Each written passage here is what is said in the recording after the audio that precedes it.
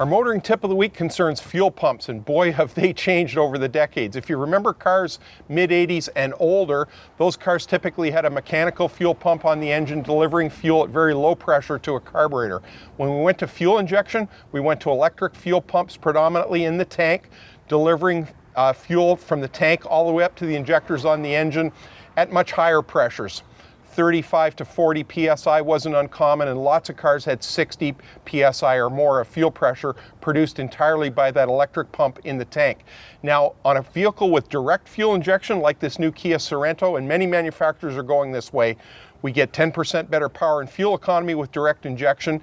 And because with direct injection, we're injecting fuel directly, as the name implies, into the combustion chamber. Because of the combustion chamber pressures, we need fuel pressure to be much higher. Now, these vehicles typically run in excess of 2,000 psi of fuel pressure. We can't produce that with electric pump. So a vehicle like this has an electric pump in the tank to bring the fuel from the tank up to the engine, but a mechanical pump right here driven off the camshaft, producing typically over 2,000 psi of fuel pressure for the direct injection system. Now, when you've got a fuel pump producing that kind of pressure up in the range of 2,000 psi, it's going to produce a bit of noise as well. So you'll usually find a foam insulator like this one that dampens the noise that these pumps can produce. The advantages of direct fuel injection are huge though.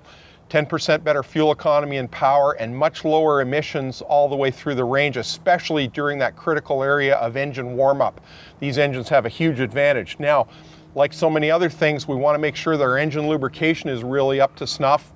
Good quality oil change regularly, because that pump is driven off a lobe on the camshaft, so we don't want to have any wear taking place there. We want to make sure we're using a really high quality fuel so we don't get any deposits or carbon in the engine as well. That's your motoring tip of the week. So here's the question: where were you 32 years ago? I know some of you weren't even a glint in your father's eye. As for me, well, I was in diapers, but found time to get Motoring TV off the ground. And today I like to think we've got one of the best automotive video libraries in the world. If you agree, please give us the thumbs up and also subscribe. We'd really appreciate it.